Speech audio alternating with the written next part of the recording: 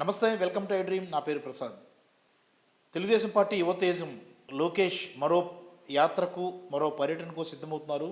యువగళం పాదయాత్ర మధ్యలోనే ముగిసిపోయిన నేపథ్యంలో ఇటు ముఖ్యంగా ఆంధ్రప్రదేశ్ సంబంధించినంత వరకు ఉత్తరాంధ్ర ప్రాంతం అంతా కూడా తాను యాత్ర చేయలేదన్న భావనలో ఉన్నారు.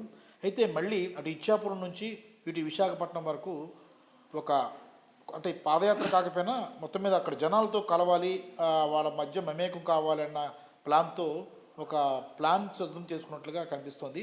మరి లోకేష్ ఈ పర్యటనలు ఎలాంటి ప్రభావాన్ని చూపించబోతున్నాయి, ముఖ్యంగా వైసీపీ మీద ఎలాంటి ప్రభావాన్ని చూపించబోతున్నాయని దీని మీద మొత్తం వైసీపీ నేత ఆకుల వెంకటేశ్వర గారు ఉన్నారు. అన్న నమస్తే. అన్న లోకేష్ గారు మళ్ళీ మరి యాత్ర అనుకోవాలో లేదంటే పర్యటన అనుకోవాలో ఏదో ఒకటి మొత్తం మీద అయితే, ఎందుకంటే విశాఖపట్నంతో ఆయన యువగళం ముగించాడు కాబట్టి అటు అటు ఇచ్చాపురం నుంచి ప్రారంభించాలని ఏదో ప్లాన్తో ఉన్నట్లు తెలుస్తుంది. టెక్కలి ఇచ్చాపురం అంటున్నారు. ఏంటి దీని మీద వైసీపీలో గందరగోళం ఉంది, భయపడుతున్నారు అనే ప్రచారం అవుతుంది, నిజమేనా? వీడిని చూసి వీడిని చూసి భయపడడం అనేది చాలా హాస్యాస్పదం. నవ్వుకుంటున్నారు జనాలు. అసలు పార్టీ లేదు అన్నటి దగ్గర నుంచి నువ్వు పాదేది ఈ యాత్ర స్టార్ట్ చేస్తున్నావు. అసలు నీకైనా సిగ్గుండాలా, ఆడికైనా సిగ్గుండాలా? అదే అచ్చెన్నాయుడు గారు నిన్నేమని తిట్టాడు? ఆ లోకేష్ గడే పార్టీని సర్వనాశనం చేసాడు. పార్టీ లేదు, బొక్కలేదు, 17 తర్వాత అన్నీ అయిపోయినన్న వ్యక్తి అక్కడి నుంచి నువ్వు స్టార్ట్ చేస్తున్నావు అంటే నువ్వు ఎంత దిగజారిపోయావో, నీ పరిస్థితి ఏ విధంగా స్టార్ట్ అయ్యిందో జనాలకు అర్థమవుతుంది. ఇది కాదు అని అనమనండి, నిన్ను తిట్టిన మాట వాస్తవా కాదా? అటువంటిది నువ్వు అచ్చెన్నాయుడు గారి దగ్గరికి వెళ్ళి నువ్వు చేస్తున్నావు అంటే నువ్వెంత దిగజారిపోయావు ఆయన లోకేష్. నీ పాదయాత్ర వల్ల మొత్తం ఉన్నది బాయ, ఉంచుకున్నది బాయ, అందరూ బాయ, మీ నాన్న జైలుకు బాయ. అదైనా నీ ఇంట్లో మీ ఫ్యామిలీలో మనిషిని కోల్పోయా. ఇప్పుడు నువ్వు అచ్చెన్నాయుడు దగ్గర అడుగు పెడతావు, అచ్చెన్నాయుడుకున్న క్రెడిట్ అంత ఎందుకు అంటే జనాలకు ఆ మాత్రం అర్థం అవుదా? పార్టీ లేదు, బొక్క లేదు అని అన్న అచ్చెన్నాయుడిని, నిన్ను లోకేష్ గారే పార్టీని సర్వనాశనం చేస్తున్నాడు అని చెప్పిన అచ్చెన్నాయుడిని నువ్వు సపోర్ట్ చేయడానికి నువ్వు టెక్కల్లో పాదయాత్ర చేస్తున్నావు అంటే నీ పరిస్థితి ఎంత దిగజారిపోయింది, ఎంత హీనంగా తయారైంది నువ్వు ఆలోచించుకోరా లోకేష్. అరే లోకేష్, నువ్వు చేసే పనులన్నీ పార్టీకి నష్టం తప్పితే పార్టీకి మైలేజ్ రాదు. నీకు జగన్మోహన్ రెడ్డి 175 వస్తాయని ధీమాగా చెప్తున్నాడంటే దానికి కారణం నువ్వెంత పాదయాత్ర కానీ నువ్వే విహారయాత్రలు చేస్తే వైఎస్ఆర్సీపీకి మైలేజ్ వస్తా తప్పితే నష్టమైతే రాదు. నువ్వు చేసిన యదవ పని వల్ల వైఎస్ఆర్సీపీ లీడర్లు ధైర్యంగా అబ్బా మా లోకేష్ పాదయాత్ర చేస్తాడు మాకు మైలేజ్ వస్తుంది అని ఉత్సాహంగా సంతోషంగా ఉన్నారు. అయ్యా అది కాదన్నా, ఇప్పుడు లోకేష్ తెలుగుదేశం పార్టీకి సంబంధించిన వ్యక్తి, మీరు వైసీపీకి సంబంధించిన వ్యక్తి. అంటే లోకేష్ పాదయాత్ర చేస్తే వైసీపీ లాభపడడం ఏంటి? నాకు ఆశ్చర్యంగా అనిపిస్తుంది. ఆశ్చర్యం ఏముంది? పార్టీ లేదు, బొక్క లేదు. అచ్చెన్నాయుడు గారు చెప్పిన తర్వాత అదే అచ్చెన్నాయుడు లోకేష్ గారి వల్ల పార్టీ అని చెప్పిన వ్యక్తి ఇప్పుడు పాదయాత్రలో ఏదో చేస్తున్నాడు కదా, ఆ యాత్ర వల్ల జనాలకు ఏమవుతుంది? మరి నిన్ను అచ్చెన్నాయుడు అంత బండపూతులు తిట్టాడురా, నువ్వు అడిగి సపోర్ట్ చేస్తున్నావు అంటే నీ హీనమైన బతుకు ఇక్కడే అర్థమవుతుందిరా అని చెప్పేసి వైసీపీ ఇప్పుడు లోకల్ కేడర్కి అర్థం అవుదా? నువ్వు తిట్టిన వ్యక్తి దగ్గరికి వెళ్ళి నువ్వు వెళ్ళి ప్రచారం చేస్తున్నావు అంటే నీవు ఎంత హీనస్థితికి దిగజారిపోయావు. నీకు దమ్ము ధైర్యం ఉంటే అచ్చెన్నాయుడు నిన్న ఆ మాట అనలేదని చెప్పరా? దానికి నేనే కదా ఉదాహరణ, నేనే కదా విట్నెస్, సాక్ష్యం.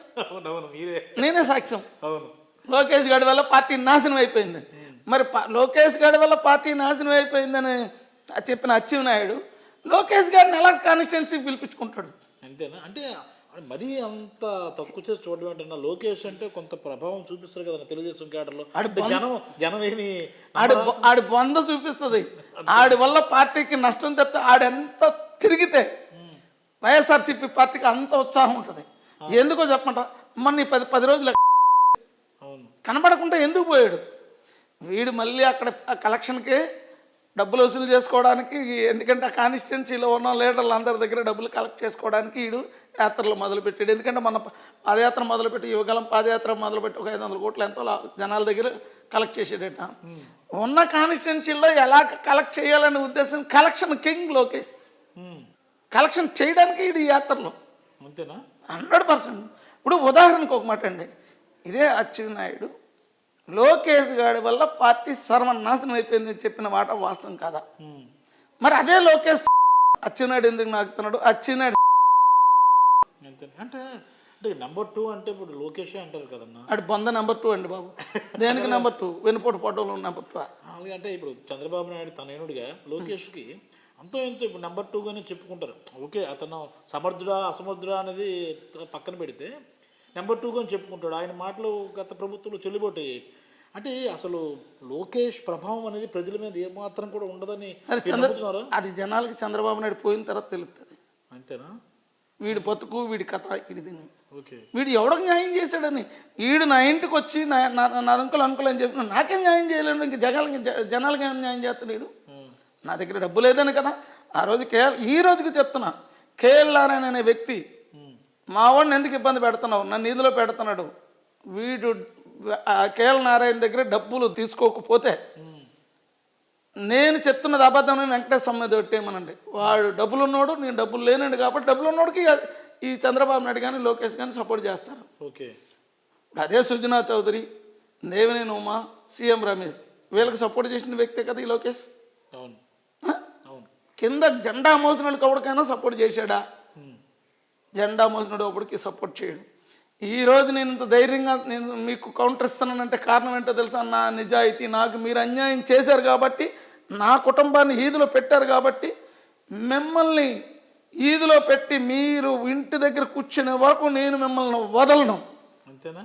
సమస్య లేదు. వదలను. ఎందుకో తెలుసా? ఈ వేళ పోతే రేపు రెండో రోజు ఎప్పుడో డిసైడ్ అయిపోయాను నేను మీ వల్ల. యాక్చువల్గా ఈరోజు వైఎస్ఆర్ కండువా కప్పుకున్నాను కాబట్టి ఈరోజు నేను బతుకున్నా. అదే కండువా కానీ కప్పుకోకపోతే ఎప్పుడో మీరు నన్ను లేపేసేవారు, అందులో డౌటే లేదు. మీరు మీడియాతో చెప్పిన మాట వాస్తవం కాదు. మీడియాలో ఒక వ్యక్తికి ఆడి పని మీ రూలింగ్ వచ్చినట్టే తీసేస్తాం, టైం దగ్గర పడింది అని చెప్పిన మాట వాస్తవం కదా? నీకు దమ్ము ధైర్యం ఉంటే నన్ను టచ్ చేయరా లోకేష్.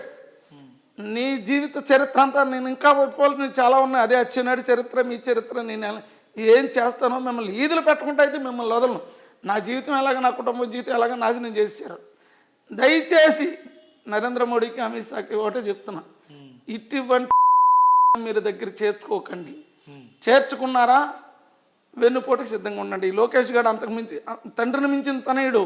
ఇప్పుడు అందరి దగ్గర కలెక్ట్ చేసాడు, డబ్బులు అడుగుతారనే ఉద్దేశంతో 10 రోజులు అండర్ గ్రౌండ్కి వెళ్ళాడు. ఇప్పుడు మళ్ళీ రెండో కలెక్షన్ మొదలెట్టాడు. అంతేనా?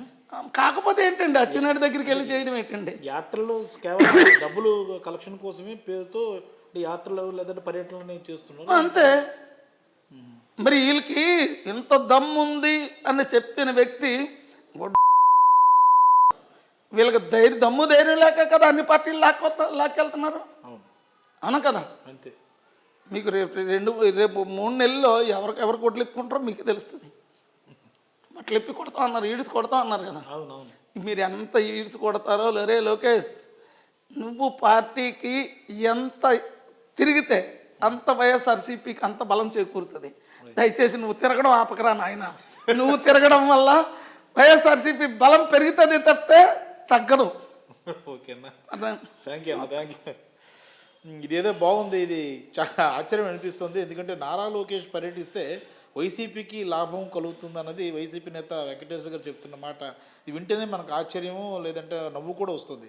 ఇది ఎలాగో అంటే ఖచ్చితంగా అంటే అంత ప్రభావం లేని వ్యక్తి, పైగా ఏం పని చేసినా అది బూమరాంగ్ అయ్యే వ్యక్తి లోకేష్ అన్న భావనలో వైసీపీ వర్గాలు ఉన్నాయి. ఇప్పుడు తాజాగా ఉత్తరాంధ్ర ప్రాంతంలో కొన్ని ప్రాంతాలు పర్యటించడం ద్వారా పార్టీ బలోపేతానికి ఆయన కొన్ని చర్యలు తీసుకుంటారని ప్రచారం జరుగుతుంది. ఇది జరిగితే మాకే మంచిదన్న భావనలో వైసీపీ వర్గాలు ఉన్నాయి. మొత్తం మీద చూసుకుంటే లోకేష్ వ్యవహార తీరు కానీ ఆయన పర్యటనల మీద వైసీపీ చాలా లైట్ తీసుకుంటున్నట్లుగానే కనిపిస్తుంది.